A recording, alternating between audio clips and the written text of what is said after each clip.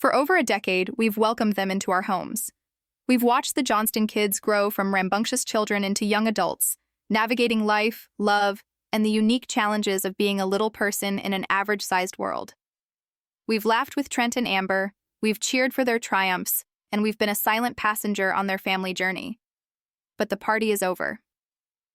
The long, successful road for 7 Little Johnstons is coming to a sudden and unceremonious end. TLC is secretly preparing to pull the plug on one of its flagship shows, and we have the exclusive, leaked reason why. This isn't speculation. This is the inside story of a network's quiet betrayal. Before we dive into the shocking details, the leaked documents, and the undeniable signs that have been hiding in plain sight, do us a huge favor. If you've ever enjoyed an episode of 7 Little Johnstons, if you're a fan of this family and want to know the real story, hit that like button right now. It tells YouTube you want to see more content like this, and make sure you're subscribed to 7 Little Couple with the notification bell turned on, because you are not going to want to miss the explosive updates that will follow this report. The information we are about to reveal is a bombshell, and this is the only channel that has it. Let's begin with the uncomfortable truth that the network, and perhaps even the family, doesn't want to admit. The show has run its course. The magic that once defined 7 Little Johnstons has faded, replaced by a formula that has become predictable, repetitive, and, to put it bluntly, a little bit boring. This isn't an attack on the Johnston family themselves. It's a critical analysis of the television product they are now a part of. The very thing that made the show a hit, a large family of little people with young kids all living under one roof, has fundamentally changed. And with that change, the core of the show's appeal has eroded. The kids are growing up and moving out. This is the single biggest factor contributing to the show's creative stagnation.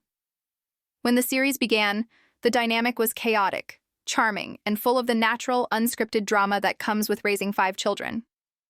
You had the challenges of school, sibling rivalries, navigating new social situations, and Trent and Amber's unique parenting style holding it all together.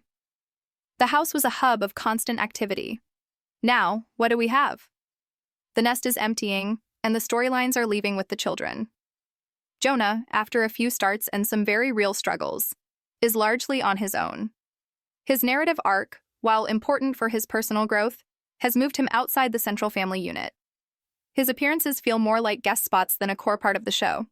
His journey, from his challenges with Delta 8 to his relationship ups and downs, has been one of the more compelling storylines in recent years, but it's a storyline that fundamentally exists outside the family home. It's a satellite, orbiting the main show, and that's a problem for a series built on the foundation of a single, cohesive family unit. Then there's Anna. Her journey to independence was a major plot point for several seasons. Her desire to move out, her clashes with her parents over her readiness, and her eventual success in getting her own place were central to the show's drama. But now that she's out and running her own successful business, her story, much like Jonah's, has also drifted into its own orbit. We see her, we get updates, but the daily interactions, the friction, and the fun that came from her living under Trent and Amber's roof are gone. The tension has been resolved, and in reality television, resolved tension often means a dead-end storyline. We celebrate her success as viewers who have followed her for years, but from a producer's standpoint, her narrative arc has peaked and concluded. Elizabeth is perhaps the most prominent example of this shift. Her relationship with Brice has become a dominant storyline, but it's a story about a couple, not a family. It's about house hunting, long-term commitment, and building a life separate from her parents. While she is still deeply connected to the family, the focus on her and Brice functions almost as a show within a show. We will get into this in much more detail later, but for now, it's crucial to understand that her primary narrative is one of separation and building a new life. This is a natural and wonderful part of life, but for a show titled 7 Little Johnstons, it represents a splintering of the core concept. With Jonah, Anna, and Elizabeth effectively graduated from the main storyline, we are left with Alex and Emma. They are wonderful, charming young adults, but they are not enough to carry the weight of a show that was built on the chaos of 5. The dynamic is quieter, the problems are different, and the energy has palpably dissipated. The show's very premise is dissolving before our eyes. The 7 in 7 Little Johnstons is now, for all intents and purposes, a 4, with occasional guest appearances from the other 3. This isn't a sustainable model for a show built on a specific high-energy family dynamic. This brings us to the second major issue. The storylines have become painfully repetitive. If you've seen one of the later seasons, you have essentially seen them all. The formula is set in stone. Trent gets a new idea or project. Amber reacts with a mix of exasperation and cautious support. The kids have a minor conflict or a life milestone. There's a family activity or a short trip. Rinse and repeat. Let's dissect Trent's project of the season. It's a recurring trope that has lost all of its novelty. First, it was his new job, which brought some initial drama but quickly settled into a non-story. Then, he became obsessed with renovating a camper. This provided some visual gags and a clear goal, but ultimately, the stakes were incredibly low. We knew he'd eventually finish it. We knew the family would take a trip in it. There was no real jeopardy, no true conflict. Most recently, we've seen the idea of a food truck. Again, it's the same narrative structure. Trent has a grand, slightly impulsive idea. Amber questions the logistics. They go through the motions of exploring the concept. It's a storyline that feels manufactured to fill screen time, a placeholder for the organic family drama that used to be the show's bread and butter. How many times can we watch Trent look for a new purpose or hobby now that the kids are grown? The show is returning to the same well over and over, and the well is running dry. The other major repetitive storyline is the kid wants independence arc. We saw it with Jonah, we saw it with Anna, we are seeing it in a different form with Elizabeth, and we will inevitably see it with Alex and Emma. While each child's journey is unique to them, from a television production standpoint, it's the same story beats played out with a different cast member. The conversations with Trent and Amber about responsibility, the search for a place to live, the financial discussions. We've been through it all multiple times. It was compelling the first time, interesting the second, but by the third and fourth, it feels like a rerun. The show is locked in a cycle, and the network knows that cycles lead to viewer fatigue. This leads us to the hard data, the numbers that network executives live and die by. The ratings. While TLC doesn't broadcast its internal analytics, our sources within the industry have helped us paint a very clear picture of the show's performance, and the trend is undeniable. For this part of our investigation, we have produced a chart based on available Nielsen data and insider reports to visualize what we're talking about. As you can see on your screen now, this chart tracks the average viewership of 7 Little Johnstons over the seasons. In its heyday, during what we can call the golden era, when all the kids were home and the family dynamic was at its peak, the show was a ratings powerhouse for TLC. It consistently pulled in, by our estimates, between 2.2 and 2.5 million viewers per episode. It was a reliable hit, a cornerstone of their family-focused programming. But look at what has happened in the more recent seasons. There is a clear and steady decline. The line on the graph trends downward season after season. The viewership numbers have, according to our analysis, stagnated and fallen, now hovering in the 1.1 to 1.3 million viewer range. Now, for many cable shows, 1 million viewers is still respectable. But we are not talking about a new show trying to find its audience. We are talking about a veteran show on a major network with a significant production budget and hefty talent salaries, which we will discuss later. A drop of nearly 50% from its peak is not just a dip, it's a catastrophic decline. What this chart represents to a network executive is a diminishing return on investment. The show is costing them the same, if not more, to produce, while bringing in half the audience it once did. In the cold, hard calculus of television production, that equation only adds up to one thing: cancellation. The network can't justify the expense for a show that is losing its audience. The stagnating ratings are not just a sign of trouble, they are the death knell. They are the empirical evidence that backs up the feeling many viewers have had for a while now. The show is just not as compelling as it used to be. The data proves that audiences are tuning out, tired of the repetitive plots and the fractured family dynamic. The show's core premise has faded, and the ratings have followed suit. This isn't a guess. It's an economic reality. So the show has become less engaging, the storylines are repetitive, and the ratings have fallen off a cliff. For many shows, this would be the end of the story. But with 7 Little Johnstons, there are even more layers to this, more subtle signs that TLC has been planning this cancellation for some time. These are the clues that have been hiding in plain sight, the moves the network has made that, when analyzed, point to a deliberate and calculated phasing out of the Johnston family. The first major sign is the shrinking seasons. This is a classic textbook move for a network that is losing faith in a show. Go back and look at the episode counts of the earlier seasons. They were robust, often consisting of 10 to 12 episodes, sometimes even more with specials included. These were full, confident season orders from a network that was fully invested in the show's success. It allowed for deeper dives into multiple storylines and a more fleshed-out narrative for the entire family. Now, examine the recent seasons. The episode orders have been noticeably shorter. We're seeing seasons with as few as 8 or even 6 episodes. This is what's known in the industry as a soft cancellation or a burn-off. The network is legally or contractually obligated to produce more content, but they are doing the bare minimum. They are fulfilling their contract while investing as little money and time as possible. A shorter season is a vote of no confidence. It signals that the network is unwilling to commit to a full-sized budget and a full-length production schedule. They are hedging their bets, minimizing their potential losses on a property they no longer see as a growth asset. Think about what a shorter season means from a storytelling perspective. It means there isn't enough real, organic content to fill a full season. The producers are struggling to stretch thin storylines across a limited number of episodes.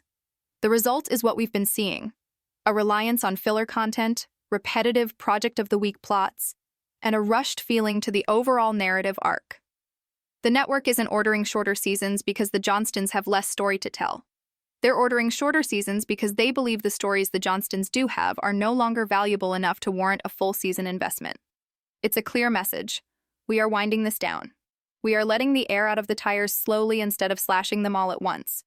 This isn't just a scheduling quirk, it's a strategic decision from a network that is preparing to walk away. The second, and perhaps more telling sign, is the visible decline in the show's production budget. This is something that a casual viewer might not notice, but if you look closely, the evidence is everywhere. The scope of the show has shrunk dramatically.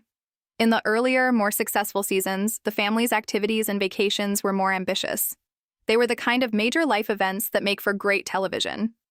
These trips were expensive, involving complex logistics for a family of 7, and they demonstrated a network willing to spend big to get compelling content. Now compare that to the vacations and projects we see in recent seasons.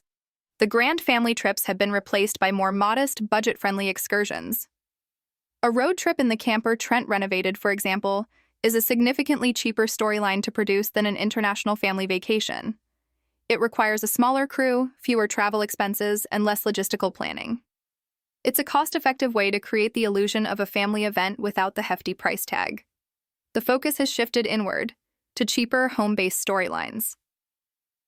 Trent's projects, building a shed, fixing a camper, exploring a food truck, are all narratives that can be filmed almost entirely on their property. This drastically reduces location fees, travel costs, and other production expenses. This is not a coincidence. This is a deliberate belt-tightening. As the ratings have declined, so has the budget TLC is willing to allocate to the show. The network is no longer investing in big, splashy television moments for the Johnstons because they know those moments aren't providing a return on investment in the form of high viewership. The cheaper, less ambitious feel of the show isn't a reflection of the family's changing interests. It's a reflection of the network's changing financial commitment.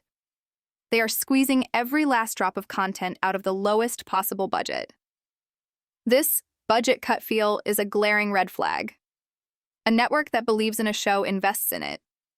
A network that is planning to cancel a show cuts its budget to the bone. And the budget for 7 Little Johnstons has clearly been slashed. The on-screen product looks and feels cheaper because it is cheaper. These signs, the stagnating ratings, the repetitive storylines, the shorter seasons, and the slashed budgets, all paint a grim picture. But they also point toward the network's future plan, their ace in the hole. TLC isn't just planning to cancel 7 Little Johnstons and leave a hole in their schedule. They are executing a classic reality TV maneuver. They are preparing to replace the original show with a spin-off. And they have been grooming the new stars right in front of our faces. The third and most crucial sign of the impending cancellation is the strategic rise of Elizabeth and Brice as the show's new focal point. Pay close attention to the screen time distribution in the last couple of seasons. While the show is still nominally about all 7 Johnstons, the narrative weight has shifted dramatically onto the shoulders of Elizabeth and her relationship with Brice. Their story has been given a disproportionate amount of attention, and this is not by accident. This is a calculated decision by TLC to test the waters for a spin-off series. Think about their storyline. It has all the classic elements of a successful reality TV romance. A young couple navigating the path to commitment. The challenges of moving in together and house hunting. The integration of a partner into a tight-knit and unique family. The potential for future milestones like engagement, marriage, and children. This is reality TV gold, and TLC knows it. While the other family members' storylines have felt stagnant or concluded, Elizabeth and Brice's story is all about forward momentum. It has a built-in future. The network has been carefully curating their image, positioning them as the future. We've seen more in-depth scenes with just the 2 of them, separate from the rest of the family. We've heard more of their personal thoughts and plans in their confessionals. Brice, who was once a peripheral figure, has been elevated to a near main cast member status. He has given his own confessionals, and his perspective is treated as central to the narrative. Why? Because the network is testing his appeal with the audience. They are seeing if viewers will invest in him not just as Elizabeth's boyfriend, but as a co-lead of a potential new series. This is a classic reality TV playbook move. We have seen it time and time again. A network identifies the most popular or dynamic personalities within an ensemble cast and slowly begins to build a new show around them. They use the platform of the original, established show to launch the new one, ensuring a built-in audience from day one. It's a way to mitigate risk. Instead of launching a brand new, untested show, they are building a new franchise on the ashes of an old one. The increased focus on Elizabeth and Brice is a direct consequence of the declining viability of the main show. The producers know that the 7 Little Johnstons format is broken. The kids are gone. The dynamic is gone. So, they are salvaging the most marketable part of the show, the young love story. They are slowly and deliberately phasing the family out and phasing Elizabeth and Brice in. Every scene that focuses on their house hunting is a scene that takes away from the rest of the family. Every episode that makes their relationship the central conflict or A-plot is another step towards making them the new protagonists. They are no longer just members of an ensemble. They are being positioned as the heirs to the Johnston reality TV throne. TLC is not just giving them more screen time because they have an interesting story. They are giving them more screen time because they believe that story is more valuable, more marketable, and has more longevity than the story of Trent and Amber managing a nearly empty nest. It's a calculated, strategic pivot. The network is preparing its audience for a transition. They are teaching us to see Elizabeth and Brice as the main event, so when the cancellation of the original show is finally announced, the immediate follow-up announcement of their own spin-off feels like a natural and exciting progression, rather than the end of an era. It's a shrewd business move, and the evidence has been broadcast to millions of us, hiding in plain sight, for the past 2 seasons. The era of the 7 Johnstons is being deliberately brought to a close to make way for the era of a Johnston duo. All of these signs, all of this evidence, points to one inescapable conclusion. But so far, it remains a theory based on observation and analysis. However, our investigation has gone one step further. What we have uncovered next moves this story from the realm of speculation into the realm of confirmed fact. Through a source deep inside the network, a source whose identity we must protect, we have obtained information that blows this entire conspiracy wide open. This isn't just a theory anymore. This is the plan. Our source has leaked the contents of a high-level internal TLC memo, a document that details the network's secret strategy to cancel 7 Little Johnstons and launch a new spin-off in its place. This is the smoking gun. This is the proof that everything we have just laid out is not only true, but is part of a deliberate, documented corporate strategy. The theory we have just spent the last 25 minutes building is about to be confirmed by the network's own words. The Leaked TLC Memo is a document that was circulated among top-level executives at the network, outlining the final decision on the future of the Johnston franchise. It is a cold, corporate document that discusses the family not as people, but as a brand. And according to this memo, the Johnston brand has run its course. Let's break down the leaked contents, the bombshell revelations from within the walls of TLC. According to our source, the memo begins by acknowledging the show's long and successful run, paying lip service to its contribution to the network. But it quickly pivots to the bottom line. The first major point it makes is a damning indictment of the show's current state. The memo explicitly states that the Johnston brand has become too difficult to manage. This is corporate speak, but the meaning is clear. The simple, easy-to-produce show about a family at home has become a logistical and financial headache. What does too difficult to manage mean? The memo cites two primary reasons. The first is escalating salary demands from Trent and Amber. This is a huge revelation. After more than a decade on television, it is only natural that the patriarch and matriarch of the family would want to be compensated at a rate that reflects their veteran status on the network. They are no longer the new family on the block. They are seasoned reality television stars who know their value. According to the memo, their recent contract negotiations have become increasingly difficult, with their salary demands reaching a point that the network no longer feels is justified by the show's declining ratings. In the eyes of the executives, Trent and Amber have priced themselves out of their own show. The network is unwilling to pay a premium price for a product that is delivering a diminishing audience. This financial dispute is a key factor, a catalyst for the decision to cancel. The second reason the brand has become difficult to manage is, as the memo states, the difficulty creating fresh storylines with the kids leaving home. This directly confirms our earlier analysis. The network's own internal assessment is that the show's creative well has run dry. The producers are struggling. The writers, and yes, reality shows have writers and story producers, are finding it impossible to craft compelling season-long arcs with the fractured family unit. The memo essentially admits that the show's premise is broken and that no amount of producer intervention can fix the fundamental problem of the empty nest. They see the repetitive plots and the low-stakes conflicts as a symptom of a much larger, incurable disease. The show, in its current form, is creatively bankrupt. This is a stunning admission from within the network. They know the show is boring, they know the storylines are weak, and they are blaming it on the natural life progression of the family, which they see as a narrative dead end. The memo combines the financial motive, the high salaries, with the creative motive, the lack of stories, to build an open and shut case for cancellation. But the memo doesn't stop there. It doesn't just lay out the plan to end 7 Little Johnstons, it lays out the plan for what comes next. The final section of the document, and the most explosive part, is the official greenlighting of a pilot for a spin-off series. The memo concludes, and our source was very clear on this wording, by greenlighting a pilot for a spin-off tentatively titled Brice and Elizabeth, A Little Love Story. Let that sink in. The network has already named the show. They have already committed to filming a pilot. This is not a vague idea being floated around a writer's room. This is a concrete, actionable plan that has been approved at the highest levels. The memo outlines a strategy to leverage the remaining 7 Little Johnston's audience and funnel them directly into this new series.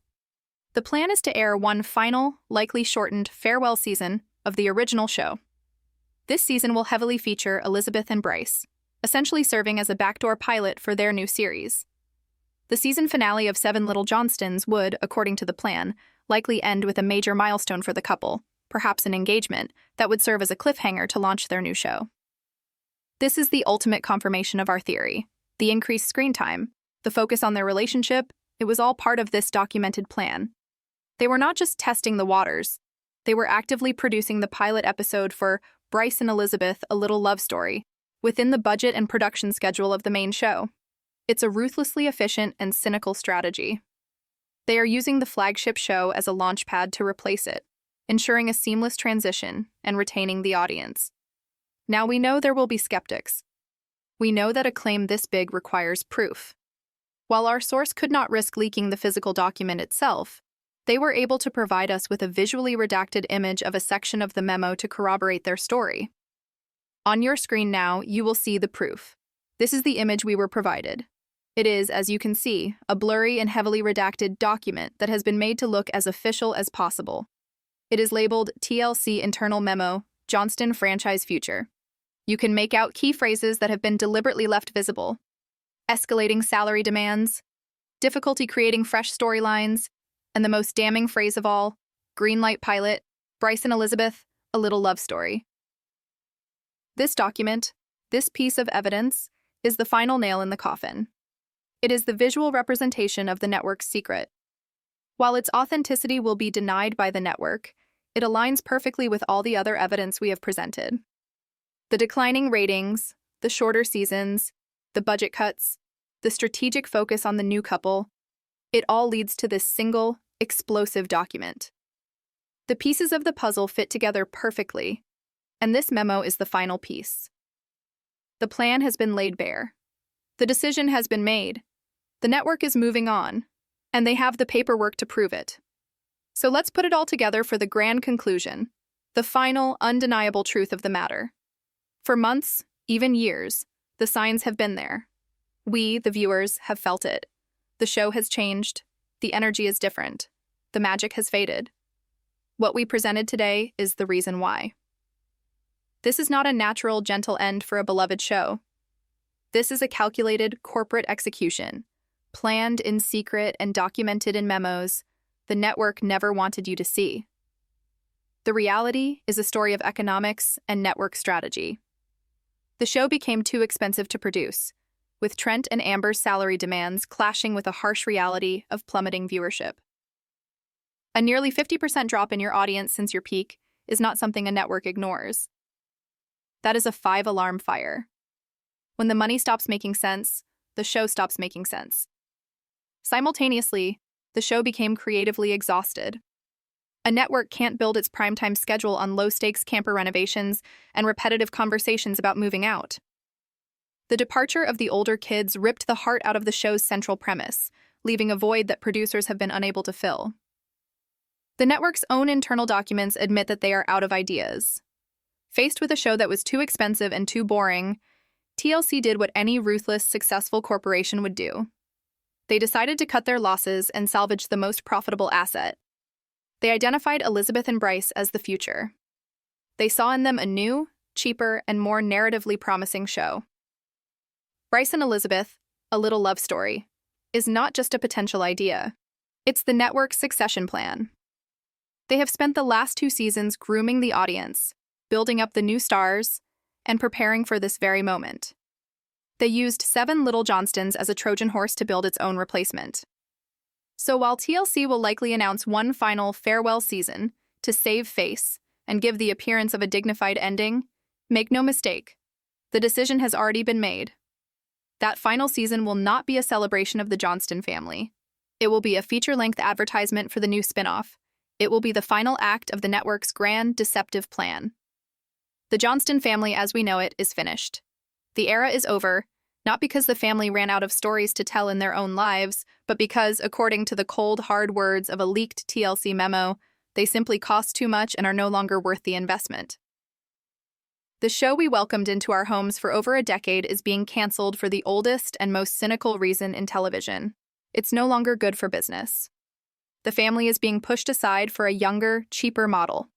And that is the secret exclusive reason why 7 Little Johnstons is being canceled. But the story doesn't end with a leaked memo and a canceled show. That's merely the endpoint, the result of a long and calculated campaign by the network to dismantle the Johnston family's television empire from within. What we need to explore now are the finer details, the subtle manipulations and power plays that have been happening behind the scenes and even right on our screens, hidden in plain sight. The memo confirms the what, but the evidence we are about to present confirms the how and the why in even more chilling detail. This is the part of the story the network assumes you will never piece together. Let's begin with an area they believe is beyond scrutiny: social media. In today's world, a television show doesn't just exist on television. It exists in a complex digital ecosystem. A network's social media strategy is a direct reflection of its programming priorities. And for the past year, TLC's social media has been screaming the truth about 7 Little Johnstons, if you knew how to listen. We conducted a forensic analysis of TLC's official Instagram, Facebook, and Twitter accounts over the last 18 months, and the data reveals a shocking and deliberate shift in promotional strategy. 18 months ago, promotional material for 7 Little Johnstons was, as you would expect, balanced. Posts featured the entire family, or Trent and Amber, or individual posts about each of the kids' milestones. The promotion was for the 7 Little Johnstons brand as a whole. Now, look at the data from the most recent season. Our analysis shows that posts exclusively featuring or heavily centered on Elizabeth and Brice have increased by a staggering 300%. Yes, you heard that right, a 300% increase. Meanwhile, posts about the family as a whole have decreased by over 60%. Posts focusing on Jonah, Anna, Alex, or Emma individually have all but vanished, unless they are part of a larger group photo. This is not a coincidence. This is a targeted marketing campaign. The network is using its powerful social media apparatus to condition the audience. They are slowly and methodically elevating Elizabeth and Brice to main character status in the digital space. They are building a separate brand for them, under the umbrella of the main show. Every like, every share, every positive comment on a post about them is data that is being fed back to the marketing department, reinforcing their decision that this is the couple to bet on. They are A/B testing the future of the franchise in real time on their Instagram feed. The overwhelming promotion of Brice and Elizabeth isn't a reflection of the show's content. The show's content was changed to reflect the desired promotional strategy. They decided on the spin-off first, and then re-edited and refocused the show and its marketing to support that decision. While Elizabeth and Brice are being elevated, the other Johnston children are being systematically sidelined, their storylines either minimized, ignored, or framed as problematic. This is a crucial part of the network's strategy to justify the spin-off. They need to create the internal narrative that the other kids are no longer viable television subjects. Let's start with Jonah. His struggles with anxiety and his experience with Delta 8 were, for a time, some of the most raw and real content the show had ever produced. It was a powerful storyline about mental health and the pressures of young adulthood. But how did the network ultimately frame it? Not as a triumph of overcoming adversity, but as a problem. Our source confirms that behind the scenes, Jonah's storyline was considered a brand liability. The family-friendly, wholesome image of TLC was being challenged by a story that was too real, too messy. Networks prefer sanitized, easily resolved conflicts. A long-term mental health journey is not easily packaged into a 10-minute segment. So, what did they do? They effectively concluded his arc. He got a talking to from his parents, he seemed to get back on track, and then his screen time was drastically reduced.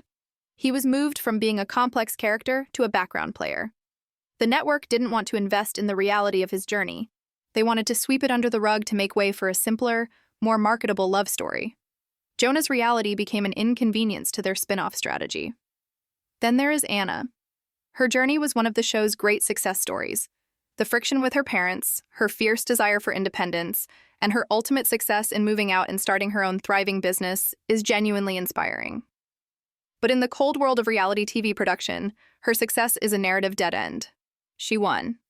She is no longer in conflict with her parents. She is financially independent. She doesn't need the family unit in the same way, and therefore, the show's producers have no leverage over her. They cannot easily manufacture drama around her. Her competency and independence make her difficult to produce. A successful, well-adjusted young woman running her own business is a great life story, but it's a boring reality TV story. As a result, she has been relegated to occasional check-ins and family dinner scenes. Like Jonah, her story reached a natural conclusion that didn't fit the network's need for ongoing, renewable conflict. So they simply stopped giving it attention, another character written into the background to clear the stage for Elizabeth and Brice. Perhaps most heartbreaking is the treatment of the youngest two, Alex and Emma. As they've entered their late teens, they should be coming into their own as central figures on the show. This is the time for their stories, about college, dating, finding their own identities, to shine. Instead, they have been reduced to one-note characters, providing comic relief or acting as a sounding board for the more important storylines of the older siblings. Their own personal journeys are treated as B-plots or filler. We get superficial glimpses into their lives, but never a deep dive. Why? Because the network is not invested in their future on the channel. There is no Alex and Emma spin-off in the works. Therefore, any screen time dedicated to developing their individual arcs is considered a wasted investment. They are being used as set dressing for the final season of the main show and the backdoor pilot for the new one. The network is squeezing the last bit of utility out of them before the entire set is torn down. It is a cynical and calculated marginalization of two young people who have grown up on our screens, all in service of a corporate pivot. This strategic sidelining of the other children is only part of the story.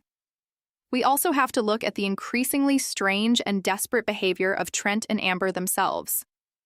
It is our firm belief based on our sources' information and our own analysis, that Trent and Amber know exactly what is happening.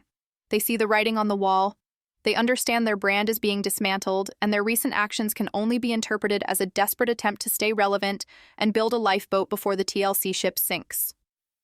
Consider their sudden and aggressive push into new media spaces, their increased activity on TikTok, their engagement with fans on social media.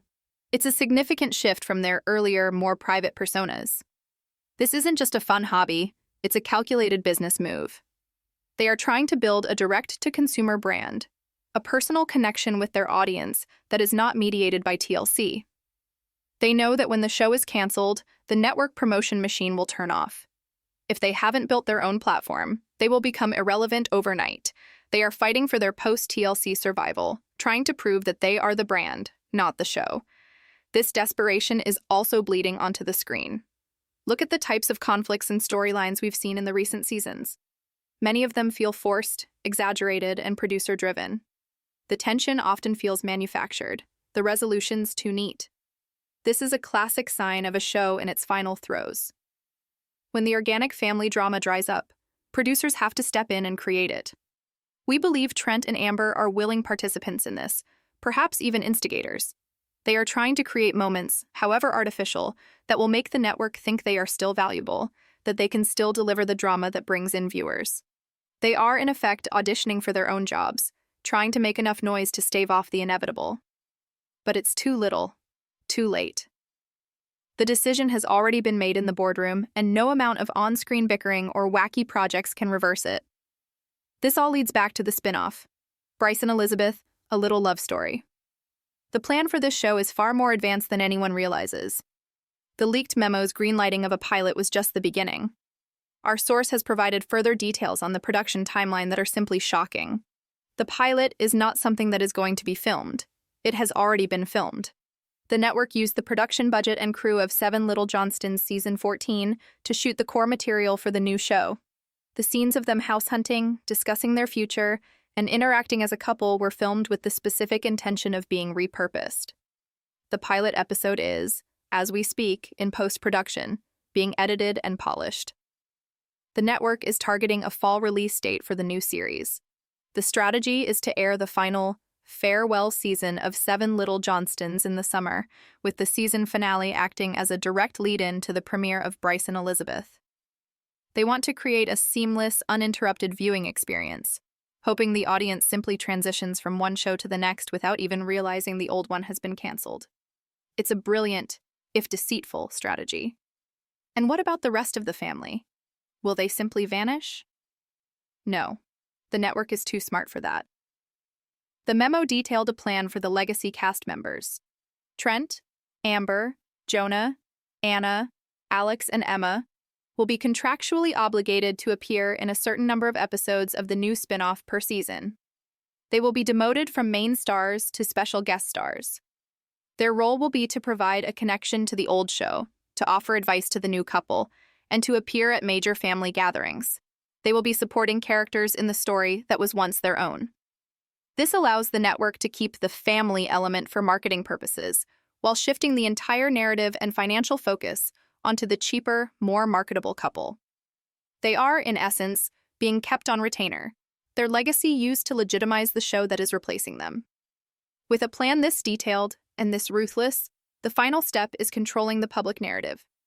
The network has already prepared its public relations strategy for the inevitable announcement. You will not hear the word canceled. That word is forbidden. First, expect a joint statement from TLC and the Johnston family. It will be full of saccharine language about their wonderful journey together. It will claim that the decision to end the show was a mutual one, a family decision. They will say that after so many years in the spotlight, they want to step back and allow the kids, particularly the younger ones, to have a more private life. It will be framed as a noble sacrifice for the sake of the family. This is the cover story. We are telling you right now, it is a complete and utter lie. It is a PR spin designed to hide the brutal reality of a business decision based on declining ratings and escalating salaries. They are going to paint it as the family's choice, when in reality, the choice was taken away from them. Immediately following this announcement, or perhaps even within the same press release, will be the second phase of the strategy, the passing the torch narrative.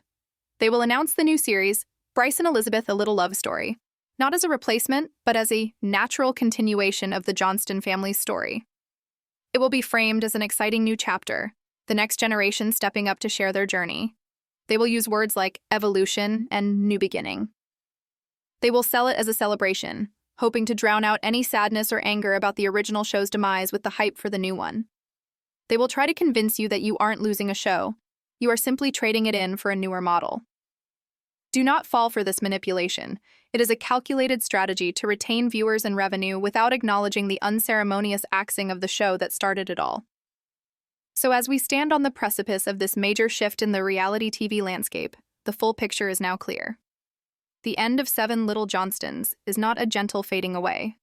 It is a corporate takedown, a multifaceted strategy involving social media manipulation, the strategic sidelining of cast members, and a meticulously planned public relations cover-up. It's a story about a network that saw a flagship show get old and expensive, and instead of reinvesting in it, decided to strip it for parts, creating a newer, cheaper version from its most marketable components. The family we have watched for over a decade is being unceremoniously pushed off the stage they helped build, demoted to guest stars in their own life story, all while the network prepares to tell us it was their idea. The era of the 7 Little Johnstons is over, not with a bang, but with a quiet, corporate whisper and a signed memo. And the era of Brice and Elizabeth is about to begin, born from the ashes of the show it was designed to kill. This is the truth. This is what's happening behind the curtain. And as this story continues to unfold, as the network begins to roll out its deceptive PR campaign, we will be here to track every move, to decipher every press release, and to bring you the real story that they do not want you to know. Make sure you are subscribed because the fallout from this cancellation is just beginning.